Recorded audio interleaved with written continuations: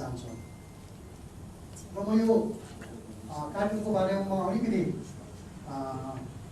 जानकारी गराउन चाहन्छु। यो हाम्रो अखिल नेपाल फुटबल सङ्घको युथ डेभलपमेन्ट प्रोग्राम अन्तर्गतको यो कार्यक्रम रहेको तपाईँलाई म जानकारी गराउन चाहन्छु।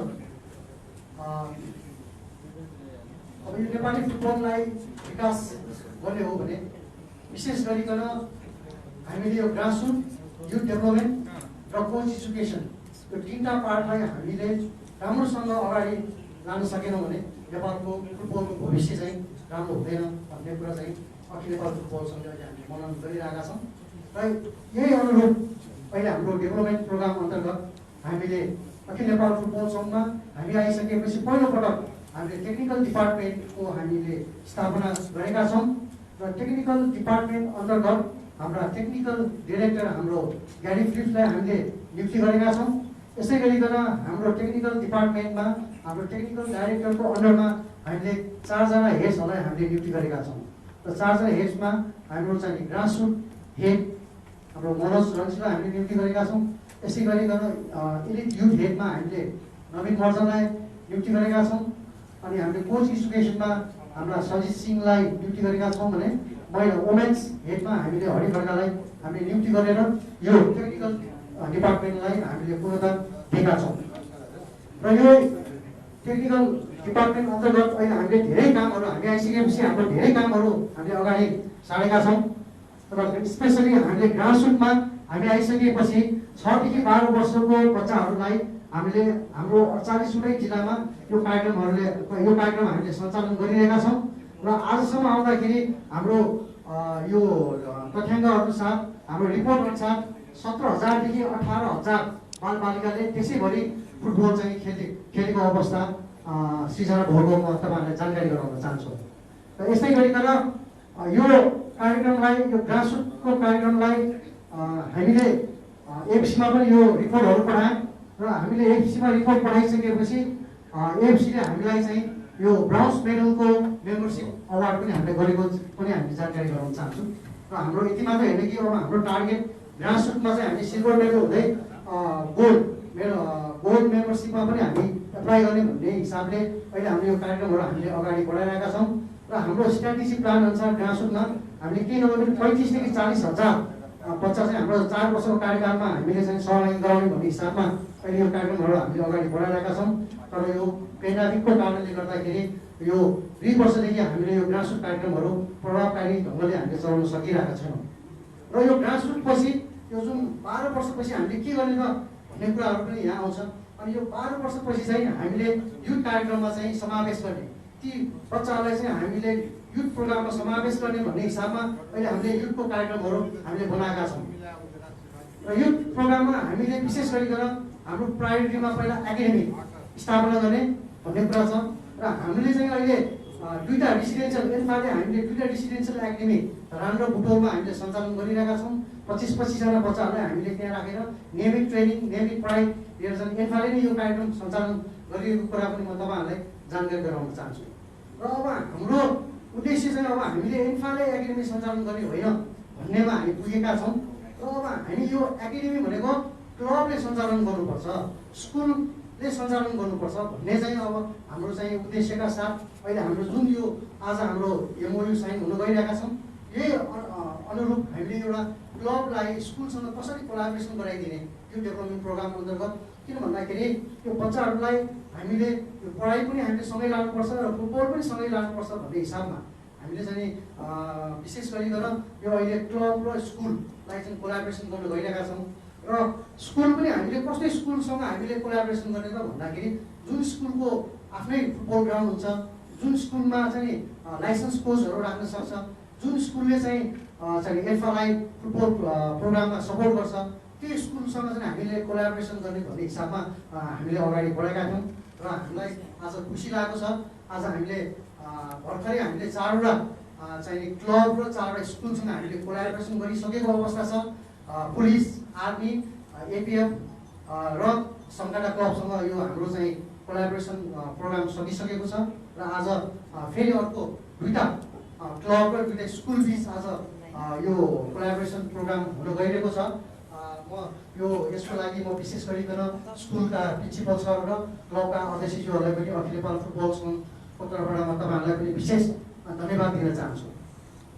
र यो हामीले एकाडेमी खोल्ने किन आवश्यक छ त भन्दाखेरि विशेष गरिकन हाम्रो अखिल नेपाल फुटबल सङ्घको प्लान र भिजन के हो भन्दाखेरि, भिजन र मिसन के हो भन्दाखेरि हाम्रो नेपालको फुटबलको खेलको स्तर चाहिँ बढाउने, अनि जसले गर्दाखेरि अन्तर्राष्ट्रिय चाहिँ लेभलमा चाहिँ हामीले राम्रो नतिजा ल्याउन सक्छ भन्ने हिसाबले चाहिँ यो एकाडेमी इस्टाब्लिस गर्नु एकदमै आवश्यक ठानेर अहिले हामीले यो कार्यक्रमहरू हामीले गराइरहेका छौँ।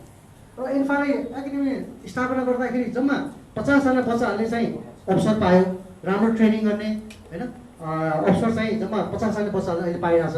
र हाम्रो टार्गेट अनुसार 14वटा क्लबले गर्दाखेरि त यो त तपाईँको चाहिँ लगभग 400-500जना बच्चाहरूले राम्रो फुटबल ट्रेनिङ गर्ने, राम्रो पढ्ने सुविधा पायो। त्यसले गर्दाखेरि धेरै कम्पिटिसन हुने भयो, त्यहाँबाट चाहिँ उत्कृष्ट खेलाडीहरू चाहिँ निस्किने भयो। त्यसले गर्दाखेरि एउटा त हाम्रो राष्ट्रिय टिमलाई पनि फाइदा हुने भयो, एउटा त क्लबलाई पनि फाइदा हुने भयो, होइन, एउटा त स्कुललाई पनि फाइदा हुने। यसमा चाहिँ सबैलाई विन विन सिचुएसनमा यो काम गरौँ भन्ने हिसाबमा अहिले हामीले यो कामहरू अगाडि बढाइरहेका छौँ। र यसले गर्दाखेरि मलाई जहाँसम्म लाग्छ भोलि जुन आज हाम्रो एक जुन क्लबमा एउटा खेलाडीहरूको चाहिँ खडेरी लागिरहेको अवस्था छ, आज एक जुन आउन लागिरहेको छ, त्यसमा पनि क्लबहरूलाई राम्रो खेलाडी चाहिँ पाउनलाई एकदमै गाह्रो भइरहेको अवस्था छ। किन भन्दाखेरि हामीले यो कार्यक्रम आजभन्दा 10-15 वर्ष यो कार्यक्रम हामीले क्लबहरूले सञ्चालन गरेको भए आज यो समस्या आउँदैन थियो नेपालमा। तर अब हामीले जे होस् ढिलै भए पनि अब यो कार्यक्रम चाहिँ हामीले सञ्चालन गर्नैपर्छ भन्ने हिसाबमा अहिले हामीले सञ्चालन गरेका छौँ। र यो कार्यक्रमलाई चाहिँ अखिल नेपाल फुटबल सङ्घले टोटल्ली अब हामीले टेक्निकल सपोर्टहरू गर्छौँ। हामीले एउटा चाहिँ क्लबलाई पनि एउटा क्लब लाइसेन्सिङको लागि पनि एउटा सपोर्ट होस्। भोलि एएफसीको प्रतियोगिता खेल्न जानको लागि पनि एउटा चाहिँ युथ डेभलपमेन्ट प्रोग्राम अति आवश्यक भएको कारणले गर्दाखेरि एउटा क्लबलाई पनि भोलि क्लब लाइसेन्सिङ जानको लागि पनि यो पार्टबाट सहज होस् भन्ने हिसाबमा पनि यो कामहरू हामीले क्लबलाई हामीले सहयोग गरिरहेका छौँ। र यसमा हामीले यो फिलोसफी र करिकुलम पनि हामीले डेभलप गरिरहेका छौँ।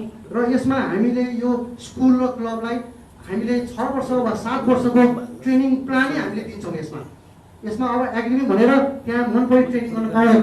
यसमा हामीले एन्फाले लाइसेन्स कोर्स पनि अहिले हामीले पठाइदिन्छौँ। त्यहाँ तपाईँको चाहिँ एकदम व्यवस्थित ट्रेनिङ हुन्छ, 2 घन्टा एकदम व्यवस्थित ट्रेनिङ गर्ने। जसरी हामीले एन्फा एकाडेमीमा चाहिँ ट्रेनिङ हुन्छ त्यही किसिमको ट्रेनिङ चाहिँ अब हामीले यो तपाईँको क्लब यो स्कुलको एकाडेमीमा पनि, क्लब र स्कुलको एकाडेमीमा पनि हामीले यो प्रोग्रामहरू चाहिँ व्यवस्थितसँग चलाउने भन्ने हिसाबमा चाहिँ हामी अगाडि बढेका छौँ। र जति अब हामीले युवा खेलाडीहरूलाई चाहिँ यसले गर्दाखेरि भोलि के हुन्छ भन्दाखेरि धेरैभन्दा धेरै खेलाडीहरू चाहिँ राम्रो खेलाडीहरू चाहिँ उत्पादन हुन्छ। र अब यसको लागि एकाडेमी मात्र सञ्चालन गर्ने पनि भएन, फेरि यसलाई प्रतियोगिता पनि चाहियो। र त्यो भएको कारणले गर्दाखेरि अहिले अखिल नेपाल फुटबल सङ्घले अहिले स्कुल लिगको एउटा चाहिँ अवधारणा पनि हामीले ल्याइसकेका छौँ। र यो कोभिडले गर्दाखेरि नभए हामीले पोहोर सालै यो लिग सुरु हुन्थ्यो, अन्डर 15 को स्कुल लिग। तर यो पेन्डामिकले गर्दाखेरि यो हाम्रो स्कुल लिग चाहिँ हाम्रो सबै प्रक्रियाहरू रेडी भइसकेको अवस्था छ, तर कार्यक्रम मात्र हामी सञ्चालन गर्नु बाँकी भएको छ।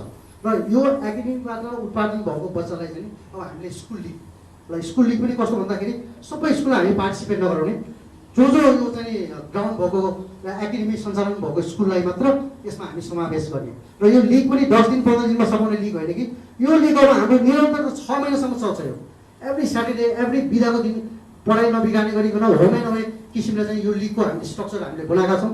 त्यसले गर्दाखेरि हाम्रो यो एकाडेमीको बच्चाले धेरैभन्दा धेरै चाहिँ यो प्रतियोगिताहरू खेल्न पाओस्, टुर्नामेन्टहरू खेल्न पाओस्, म्याचहरू खेल्न पाओस् भन्ने हिसाबमा यो हामीले डिजाइन गरेका छौँ। र हाम्रो अर्को अब प्लान भनेको एउटा यो अन्डर 15 र अन्डर 18 दुईटाको चाहिँ लिग हामीले राम्रोसँग चलाउन सक्यो भने यो खेलाडीहरूले भोलि डेभलप गर्दै गर्दै भोलि चाहिँ क्लबमा चाहिँ एउटा चाहिँ सिनियर टिममा चाहिँ समावेश गर्न सक्छ भन्ने हिसाबले अहिले हामीले यो कामहरू गरिरहेका छौँ। र अब यति मात्र होइन कि अब यो एकाडेमीलाई एउटा चाहिँ कसरी प्रोफेसनल किसिमले चलाउने भन्ने हिसाबमा चाहिँ अब हामीले यो एकाडेमीलाई ग्रेडिङ पनि हामी गर्दैछौँ। र ग्रेडिङ गरेर अहिले जुन यो कोलाबोरेसन भएको स्कुल छ त्यसलाई पनि अब हामीले एउटा सर्टिफिकेट पनि दिने। भोलि एउटा मार्केटमा चाहिँ के होस्, यहाँ धेरै बच्चाहरू फुटबल सिक्न चाहन्छन्, खेल्न चाहन्छन्, तर त्यो वातावरण हामीले सिर्जना गर्न सकिरहेको छैन। तर अब अहिले हामीले यो जुन 14वटा स्कुललाई हामी टार्गेट गरेछौँ काठमाडौँमा, यो 14 स्कुललाई हामीले टार्गेट गरिसकेपछि त्यो स्कुललाई एउटा फुटबल स्कुलको रूपमा हामीले रिकगनाइज गर्छौँ अहिले सुरुमा। त्यसपछि त्यसलाई चाहिँ अब हामीले ग्रेडिङ पनि गर्दै जान्छौँ, होइन, 1 स्टार 2 स्टार 3 स्टार दिएर जुन स्कुलले राम्रो फुटबलमा फेसिलिटी दिन सक्छ त्यो स्कुललाई हाम्रो ग्रेडिङ पनि हामीले माथिल्लो ग्रेडिङ दिएर त्यहाँ पनि इन्फाले सहयोग गर्ने होइन, इन्फ्रास्ट्रक्चरमा सहयोग गर्ने, टेक्निकलमा सहयोग गर्ने, त्यो किसिमको चाहिँ एउटा हामीले चाहिँ मेकानिजम हामीले डेभलप गरेर चाहिँ लाने भन्ने कुराहरू हामीले गरिरहेछौँ। र यो स्कुल लिग किन आवश्यक छ भन्दाखेरि यो स्कुल लिग अहिले पाइलट प्रोजेक्टको रूपमा अहिले हामीले काठमाडौँबाट सञ्चालन गर्न गइरहेका छौँ। हाम्रो 14वटा स्कुललाई हामीले यहाँ टार्गेट गरेका छौँ, जुन स्कुलको होम ग्राउन्ड छ त्यो स्कुलमा यो प्रतियोगिता हुन्छ। स्कुल र क्लबकै मान्छेलाई हामीले इम्पावर गरेर, जनशक्ति पनि स्कुल र क्लबकोलाई नै हामीले तयार गरेर त्यो व्यवस्थापन पनि सबै स्कुल र क्लबलाई नै दिने, इन्फाले खालि मोनिटरिङ मात्र गर्ने भन्ने हिसाबमा यो हाम्रो प्लानिङहरू भइरहेछ। र यो प्रतियोगिता यो चाहिँ स्कुल लिग हामीले काठमाडौँ मात्र नगर्ने, यसलाई चाहिँ लगभग हाम्रो 11वटा सिटिजमा लाउने, ठुल्ठुलो सिटिजमा। जस्तै अब अर्को हामी हप्ता पोखरा जाँदैछौँ, पोखरामा पनि हामी स्कुलसँग यही मिटिङ स्कुल लिगको र मनाङ मर्साइन्दीको लागि चाहिँ यो क्लब एकाडेमी सञ्चालन गर्नुको कोलाबोरेसनको लागि हामी अर्को सोमबार चाहिँ हाम्रो मिटिङ छ त्यहाँ पनि हामी गर्दैछौँ। पोखरामा एउटा, विराटनगरमा एउटा, यसरी हामीले लगभग 11वटा सिटिजमा चाहिँ यो स्कुल लिग गर्ने, जसले गर्दाखेरि धेरैभन्दा धेरै बच्चाहरूले 5-6 हजारजना बच्चाहरूले चाहिँ यो अन्डर 15को यो लिग खेल्न पाओस् भन्ने हिसाबले अहिले हामीले यो कार्यक्रमहरू गरिरहेको छौँ। र यसले गर्दा के हुन्छ भन्दाखेरि भोलि नेपालमा धेरै उत्कृष्ट फुटबल खेलाडीहरू चाहिँ उत्पादन हुन्छ। त्यसले गर्दाखेरि क्लबको टिम पनि एकदम प्रतिस्पर्धा चाहिँ हुन्छ, एकदम बलियो हुन्छ। र क्लबको टिम बलियो भइसकेपछि डेफिनेटली राष्ट्रको टिम बलियो हुन्छ। र राष्ट्रको टिम बलियो भइसकेपछि हामीले अन्तर्राष्ट्रिय क्षेत्रमा हामीले धेरै राम्रो नतिजाहरू ल्याउन सक्छौँ। र भन्दै यो कार्यक्रमहरू अहिले हामीले ल्याएका छौँ। यसको लागि जुन तपाईँहरूलाई जुन आज यो हाम्रो कार्यक्रममा आइदिनु भयो, त्यो कार्यक्रममा आउनुभएका सम्पूर्ण हाम्रो माननीय हाम्रो उमेश सरलाई, हाम्रो प्रिन्सिपल सर, क्लबको अध्यक्षज्यू लगायत सम्पूर्ण पदाधिकारीज्यूहरूलाई म पुनः एकपल्ट यो कार्यक्रममा स्वागत गर्दै बिदा हुन्छु। धन्यवाद।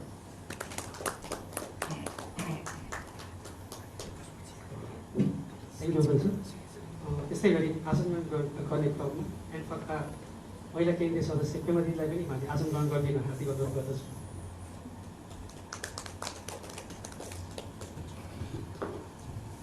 त्यसरी कार्यक्रमलाई अगाडि बढ्ने क्रममा जिल्ला एनएस स्कुलका प्रिन्सिपल मुकुन्द सरलाई अब 2 शब्द राखिदिन अनुरोध गर्दछु।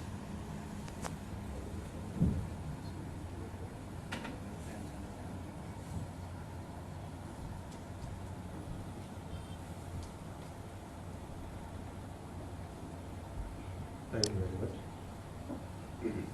आजको यस सभाका सभापतिज्यू श्री कर्म सर, अध्यक्ष मान्य उमेश श्रेष्ठज्यू, ल्याबोरेटरी स्कुलका प्रिन्सिपल मित्र, त्यसै गरी विभिन्न क्लब, सरकार क्लब, क्लबका एनआरटीका जुनियर क्लबका रेडियोहरू, अध्यक्षज्यूहरू उपस्थित हुनुहुन्छ, सबैजना एन्फाका पदाधिकारीज्यूहरू, उपस्थित सम्पूर्ण मित्रहरू सबैजनालाई नमस्कार। मलाई लाग्छ आजको यो कार्यक्रमको उपादेयता, यसको अब्जेक्टिभ, यसबाट हुन सक्ने, यसबाट प्राप्त हुन सक्ने प्रतिफल र यसले लिएका लक्ष्यहरू के हो, सर्ट टर्म, लङ टर्म के लक्ष्यहरू छन्, त्यो सबै विषयमा उपेन्द्रजीले लगभग सबै कुराहरू प्रकाश पारिसक्नुभयो। अब त्यसो भन्दाखेरि लगभग कुराहरू दोहोरिने मात्रै हुन्छ जस्तो लाग्यो मलाई। त्यसकारण म अब त्यसतिर धेरै नजाउँ। आज यहाँ 2वटा विद्यालय हामी प्रिन्सिपलहरू उपस्थित छौँ, लिटल एन्जल्स स्कुल र ल्याबोरेटरी स्कुल। लिटल एन्जल्स स्कुलका संस्थापक मान्य उमेश श्रेष्ठ स्वयं हुनुहुन्छ। ल्याबोरेटरी स्कुल एउटा इतिहास बोकेको स्कुल हो, जुन स्कुललाई त्यसले आफ्नो लय र गति अलिकति गुमाएपछि यहाँको व्यवस्थापन समिति भनौँ अथवा सञ्चालक समितिले त्यसलाई सपोर्ट गर्न, व्यवस्थापन गरिदिन, आफ्नो एउटा जिम्मेवारी निर्वाह गरिदिनको लागि उमेश सरलाई नै बोलाएको र त्यसलाई पनि व्यवस्थापकीय सम्पूर्ण भूमिका उमेश सरले नै गर्नुभएको छ। र यी 2 विद्यालय आज यहाँ छ। त्यसकारण यी 2 विद्यालयहरूमा आफ्ना खेलकुद इसिए र सिसिए 2 किसिमका गतिविधिहरूको प्रयोग के हो, महत्त्व के हो, त्यसलाई किन आवश्यक ठानिएर हिजोका दिनमा हामीले के कुराहरू गऱ्यौँ, अहिले मान्यज्यूको पालोमा त्यो कुराहरू स्वतः हुन्छ। त्यसकारण म स्वयं उहाँकै मुखबाट सुन्नु हामीलाई जरुरी हुन्छ, जसले त्यो भिजन बनाउनु हो किनकि उहाँ खेलकुदमा आफै धेरै भिज्नु भएको मान्छे हो। धेरै लामो समयदेखि विभिन्न खेलकुद सङ्घहरूमा उहाँ महत्त्वपूर्ण स्थानमा रहेर पनि सहयोग गर्नुभएको छ, अहिले पनि हुनुहुन्छ। तर अहिले चाहिँ धेरैवटा सङ्घमा बस्न पाइँदैन भन्ने नियम उहाँहरू आफैले बनाउनु भएको हुनाले मात्रै हो। म आफै पनि विभिन्न सङ्घहरूमा छु, विभिन्न पदहरूमा छु। त्यसले गर्दा हामीले खेलकुदलाई बुझेका छौँ। र पनि यो त्यसकारण पनि हो कि हामीले यो कार्यक्रमलाई यति सहजतापूर्वक र यति सौहार्दतापूर्वक यति इज्जतका साथ यसलाई हामीले ग्रहण गरेका छौँ, किनकि यसको हामीले इम्पोर्टेन्स बुझेका छौँ। अघि भुवनजीले एउटा प्रसङ्ग उठाउनु भयो ग्रास रुट लेभलको। लिटल एन्जल्स स्कुलले हरेक खेलकुद मन्त्रीहरू हुन् या खेलकुदसँग रिलेटेड व्यक्तिहरू हुन्, त्यो धेरै वर्ष अघिदेखि भन्दै आएको कुरा हो कि प्लिज यदि खेलाडी डेभलप गर्नु छ भने क्याच देम यङ एजदेखि नै यदि उनीहरूलाई समाजमा सकियो भनेदेखि मात्रै खेल बन्छ। पछि गएर एकैचोटि ढलान गर्ने बेलामा खेलाडी बन्दैन। फाउन्डेसनदेखि नै खेलाडी बनाउनुपर्छ भन्ने मान्यता हामीले धेरै पहिलेदेखि राख्दै आएका थियौँ, भन्दै आएका थियौँ। र लगभग 3-3.5 वर्ष अघि होला यो ग्रासरुट लेभलको प्रोग्राम हेन्पाले चलायो र त्यसमा हामीले तुरुन्तै भाग लियौँ। तर दुर्भाग्यवश कोरोनाले हामीलाई पुरै ब्रेक लगाइदिएको छ। But we are still in त्यो प्रोग्राममा हामी छौँ। मलाई लाग्छ त्यो प्रोग्राम तपाईँले नै लिड गरिरहनु भएको छ, जनीले नै लिड गरिरहनु भएको छ। र हाम्रो तर्फबाट पनि सजिलो छ हामीलाई, किनभने हाम्रो पूर्व खेलाडीहरू यही टोलकै बसेको हाम्रो राजेन्द्र भाइ हुनुहुन्छ हामीसँग एज अ फुटबल कोच। पहिला हामीसँग चेतनारायण पनि हुनुहुन्थ्यो, अहिले उहाँले यतातिर निरन्तरता दिनुभएको छ एन्पातिर। त्यसले गर्दा हामीलाई यी कुराहरूमा कोअर्डिनेसन गर्न एन्पासँग एउटा सजिलो पनि छ। र एउटा कुरा के लाग्छ भने स्टिल हामीले फिल गऱ्यौँ लिटल एन्जल्स स्कुल राष्ट्रमा खेलकुदको इन्फ्रास्ट्रक्चरको लागि म आफै प्रिन्सिपललाई भन्नुहुन्थ्यो नसुहाउँदो हुन्छ, तर हामी यहाँ थोरै मान्छे छौँ, परिवार जस्तो गरेर जुन नेपाली सुरु गरेको त्यो एकदम राम्रो हो। पहिला जुन गर्नुभएको छ त्यो एउटा सीमित एउटा 50-60जना विद्यार्थी भाइ बहिनीहरूले चाहिँ एउटा अपर्च्युनिटी पाउँथ्यो भने सबै एउटा 14वटा क्लबलाई चाहिँ इन्टु भनौँ न इन्टु तपाईँको 21 गर्दाखेरि एउटा झन् एउटा माहौल एउटा बन्छ। यसले चाहिँ अझै खेलाडीहरू उत्पादन गर्नलाई चाहिँ सहयोग गर्छ जस्तो लाग्छ। अभियसली यसले चाहिँ हाम्रो क्लबहरूलाई पनि एउटा चाहिँ खेलाडी सेलेक्ट गर्ने एउटा चाहिँ हामीलाई ए डिभिजनमा चाहिँ एउटा प्रतिस्पर्धा गर्ने एउटा खेलाडी उत्पादन गर्नलाई अभियसली हेल्प गर्छ। र अल्टिमेटली यसको गोल भनेको हाम्रो नेपाल फुटबललाई चाहिँ यसले हेल्प गर्छ। जुन नेपाल फुटबलको चाहिँ एउटा अब्जेक्टिभ छ, जुन हाम्रो स्ट्यान्डर्डलाई चाहिँ अप गर्नु छ, त्यसलाई अभियसली यसले चाहिँ भनौँ अहिले नगए पनि हाम्रो 6 इयर्स आफ्टर चाहिँ यसले चाहिँ हामीलाई सहयोग गर्छ। र यो प्रोग्राम गर्नलाई चाहिँ हामीलाई सहयोग गर्नुपर्ने यसमा चाहिँ हामीलाई चाहिँ धेरै हेल्प गर्नुभएको यस एन्पाका अध्यक्ष धर्मदालाई म धेरै धन्यवाद दिन चाहन्छु। यस्तै किसिमले हामीलाई यो हाम्रो सहकारी लिटल एन्जल्स स्कुलसँग अहिले मात्र होइन कि हाम्रो विश्व भनौँ न 2 दशकदेखि हाम्रो यो सहकारी छ होइन। हामी फुटबलमा मात्रै होइन, अरू धेरै कार्यहरूमा पनि हामीले सहकारी गर्दै आएका छौँ। हाम्रो क्लब बिल्डिङ पनि इस्टाब्लिस हुनलाई एउटा चाहिँ बनाउनलाई चाहिँ हाम्रा माननीय सांसद उमेश दाइले चाहिँ धेरै हेल्प गर्नुभएको थियो त्यति बेलादेखि नै होइन। त्यसलाई म तपाईँलाई धन्यवाद दिन चाहन्छु।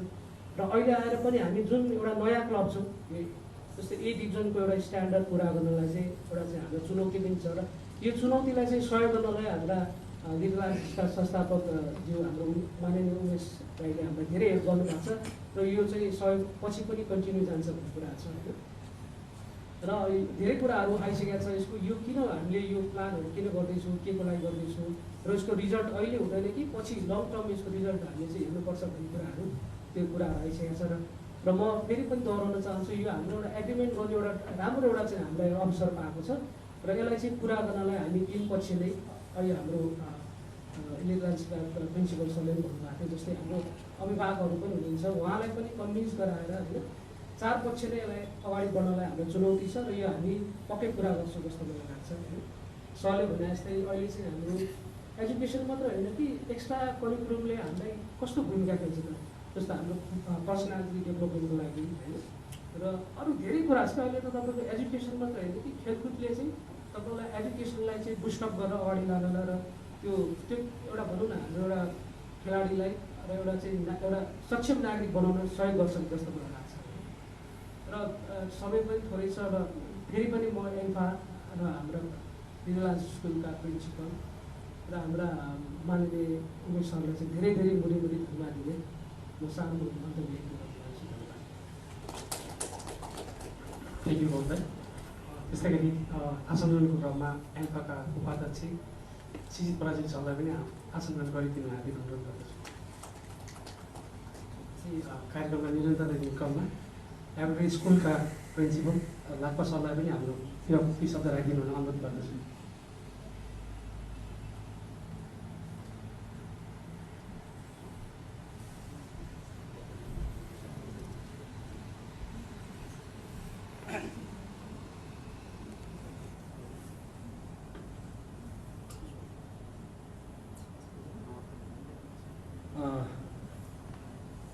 आज यस कार्यक्रमका अध्यक्षज्यू, माननीय सर, एन्फाका अध्यक्ष, पदाधिकारीज्यूहरू, युनाइटेड क्लबका अध्यक्ष लगायत पदाधिकारीज्यूहरू, सातोबाटो युथ क्लबका अध्यक्ष र पदाधिकारीज्यूहरू लगायत सम्पूर्ण यहाँ उपस्थित आदरणीय महानुभावप्रति म लेबोरेटरी स्कुलको तर्फबाट हार्दिक आभार व्यक्त गर्न चाहन्छु। वास्तवमा हामी लिटिल एन्जल्सको हाम्रो आदरणीय सर, मुकुन्द सर, सिङ्गो हामी परिवार, अहिले हाम्रो मुकुन्द सरले भन्नै सक्नुभएको छ। यसपछि हाम्रो आदरणीय सर उमेश सरले पनि कुराहरू राख्नुहुन्छ। तथापि पनि यहाँले यसरी सम्मानपूर्वक एक दुई शब्द व्यक्त गर्ने जुन अवसर दिनुभयो त्यसका निमित्त म एन्फाका सम्पूर्ण अध्यक्ष लगायत सम्पूर्ण पदाधिकारीज्यूहरूलाई म आभार व्यक्त गर्न चाहन्छु। अघि हाम्रो मुकुन्द सरले सबै कुरा भनिसक्नु भएको छ। वास्तवमै म त्यो कुरालाई दोहोऱ्याउन चाहन्न, तथापि पनि अब अहिलेको सन्दर्भ मलाई के लाग्छ भन्दाखेरि जुन एन्फाले यो किसिमको एउटा पहल कदमी लिइराखेको छ, देशव्यापी रूपमा नै स्कुलको ग्रासरुट लेभलमै एउटा चाहिँ खेलाडीहरू उत्पादन गर्ने जुन किसिमको एउटा भिजन मिसनका साथ अगाडि बढ्नु भएको छ, त्यसले निश्चय नै अब आउने दिनहरूमा सशक्त खेलाडीहरू उत्पादन हुनेछ। र यो भिजन मिसन वास्तवमै यसो हेर्ने हो भने हामीले हिजोको दिनमा एन्फामा हाम्रा विद्यार्थीहरू र हामीले पनि कमै मात्रामा पहुँच पाउँथ्यौँ जस्तो लाग्छ होइन। After the democracy is restored हामी यहाँ आएर यसरी हाम्रो माननीय उमेश सर लगायत हामीलाई जुन किसिमले यहाँहरूले चाहिँ एउटा यो वातावरण बनाउनु भएको छ, म खुसी पनि लागेको छ। तथापि पनि अब यो हिजोको दिनमा मलाई लाग्छ हाम्रो ल्याब स्कुलमा पनि एन्फाका विद्यार्थीहरू थिए, त्यहाँ म सुन्छु त्यति बेला अलिकति डिसिप्लिनका कुराहरू पनि आए। तर आजको दिनमा मैले अस्ति पनि भनेको छु, यो चाहिँ हाम्रो डिसिप्लिनका कुराहरू, अनुशासनका कुराहरू पाठ एन्ड पाठशाला सिकाइसँगै जानुपर्छ र त्यसलाई हामीले अगाडि बढाउनुपर्छ। त्यो भयो भने असल खेलाडी उत्पादन हुन्छ र डिसिप्लिन पनि मेन्टेन हुन्छ। भोलिको दिन राष्ट्र र अन्तर्राष्ट्रिय रूपमा उनीहरूको प्रतिनिधित्व हुँदाखेरि उसले त्यो कुराहरूलाई चाहिँ लिएर जान्छ भन्ने मलाई लाग्छ। अब खेलाडीहरू चाहिँ ग्राउन्डमा खेल्छन् अनि त्यसपछि तपाईँको एउटा निश्चित ठाउँमा कोच लिन्छन्, तथा त्यस पछाडि उनीहरूले फेरि त्यो कुराहरूलाई बिर्सिन्छ, अनुशासनको कुराहरू बिर्सिन्छ भने त्यो हाम्रो चाहिँ मिसन भिजन कुरा हुँदैन भन्ने लाग्छ। त्यसका निमित्त एज ए एडमिनिस्ट्रेसनको तर्फबाट, ल्याबिसको तर्फबाट त्यसलाई एउटा सिकाइसँगै एउटा चाहिँ कनेक्ट गरेर लाने कुरामा हाम्रो प्रतिबद्धता रहन्छ र उनीहरूलाई जुन एन्फाले, एनआरटीले, सातोबा युथ क्लबले यो जुन किसिमका चाहिँ विद्यार्थीहरू तयार पार्नुपर्ने हो, तिनीहरूको जुन मनोभाव, उनीहरूको साइकोलोजीलाई विचार गरेर भोलिको दिनमा निश्चय पनि त्यस्ता खालका विद्यार्थीहरू हामी तयार गर्न पाऊँ र त्यसतर्फ हामी उन्मुख हुनुपर्छ भन्ने मलाई लाग्छ। अर्को कुरा चाहिँ हामीले जुन किसिमले एउटा विद्यार्थीहरू तयार गर्दाखेरि अब हामीले त्यो विद्यार्थीहरूको निमित्त जस्तो अब भोलि हामी एनआरटीसँग जोड्दै जान्छौँ। अघि उमेश सरले पनि भन्नुभएको छ, यहाँहरूले एउटा विद्यार्थी फोकस त हुँदै हो होइन, भोलि उनीहरूको खेलाडीको लागि कस्तो किसिमको एउटा चाहिँ नि उनीहरूलाई चाहिँ नि कोच गर्ने, कस्तो किसिमको तयार गर्ने भन्ने यहाँहरूको छ।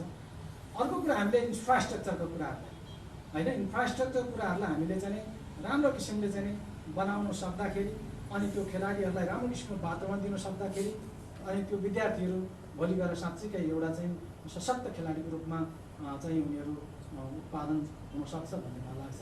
त्यस कारण यहाँहरूको जोड बल रहोस् र यसका निमित्त अब म के भन्न चाहन्छु भन्दाखेरि सिङ्गो हाम्रो चाहिँ नि अध्यक्षज्यू, एनआरटीको अध्यक्षज्यू होइन, हाम्रो उमेश सरहरू लगायत सबै हुनुहुन्छ। बिचमा हामीले त्यसलाई चाहिँ नि मोनिटरिङ सुपरभिजन गर्दै र भोलिको दिनमा साँच्चीकै अब एन्फाले चाहिँ एउटा चाहिँ नि यो खेलाडीहरू उत्पादन गर्ने क्रममा चाहिँ एउटा ठुलै भूमिका खेलेर देशको निमित्त एउटा चाहिँ साँच्चीकै एउटा चाहिँ भूमिका खेलेको छ भन्ने खालको चाहिँ देखिने गरे होइन चाहिँ त्यो आउँछ भन्ने मलाई लाग्छ। मलाई विश्वास पनि छ अहिले जुन देशव्यापी रूपमा हाम्रो अध्यक्षज्यूले जुन किसिमको एउटा माहौल सिर्जना गर्नुभएको छ र त्यसले निश्चय पनि भोलि चाहिँ हाम्रो खेलाडीहरू चाहे त्यो बोइज होस् चाहे गर्ल्स होस् त्यो टिम राम्रो हुन्छ भन्ने मलाई लाग्छ। यहाँलाई त्यो एउटा शुभकामना दिन चाहन्छु र त्यति भन्दै म फेरि पनि यहाँले यसरी 2 शब्द बोल्ने जुन एउटा चाहिँ मौका दिनुभएको छ त्यसका निम्ति फेरि पनि यहाँलाई चाहिँ आभार व्यक्त गर्दै मेरो भनाइ नै अन्त गर्छु। धन्यवाद। थ्याङ्क यू सो मच भएको सर। त्यस्तै गरी एनआरटी क्लबका प्रेसिडेन्ट सुन्दर जोशी सरलाई पनि हाम्रो 2 शब्द राखिदिनु हुन हार्दिक अनुरोध गर्दछु।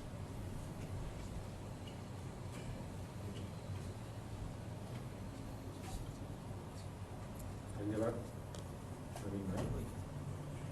आजको यस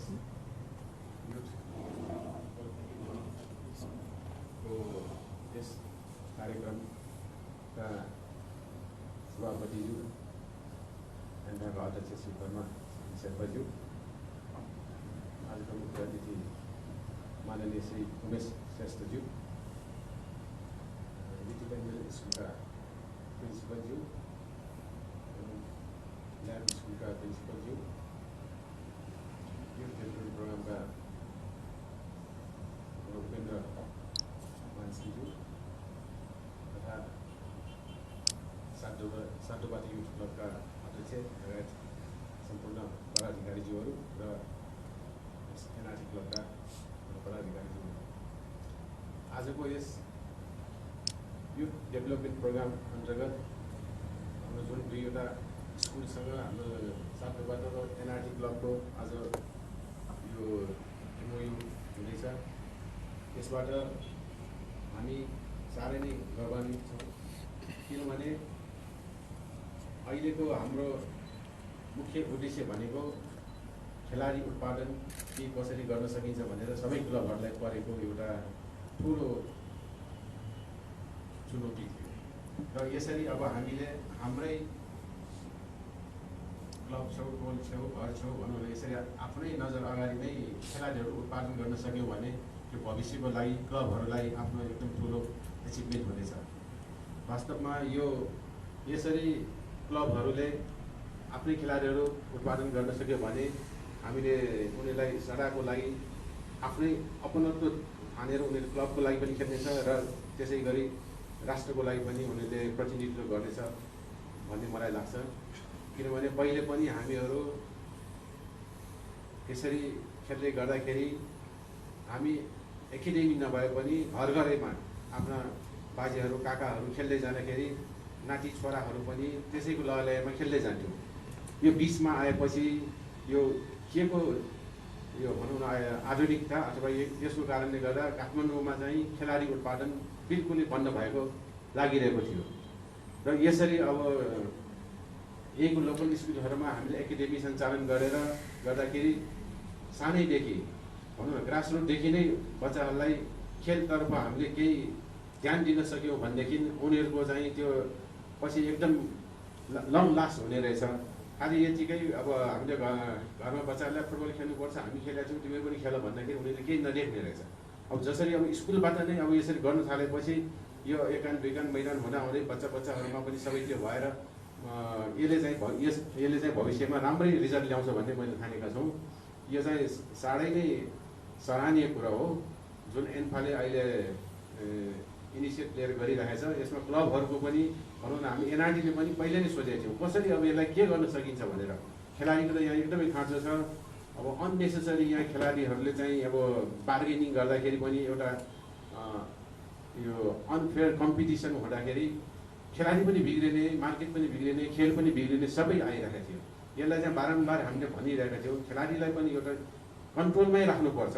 जस्तै अहिले प्रिन्सिपल सरहरूले भन्नुभयो, उहाँको नजरमा हुँदाखेरि त्यहाँ त्यसबाट आउने प्रडक्ट र अब विगतका प्रडक्टमा धेरै नै फरक आउँछ जस्तो मलाई लागिरहेछ।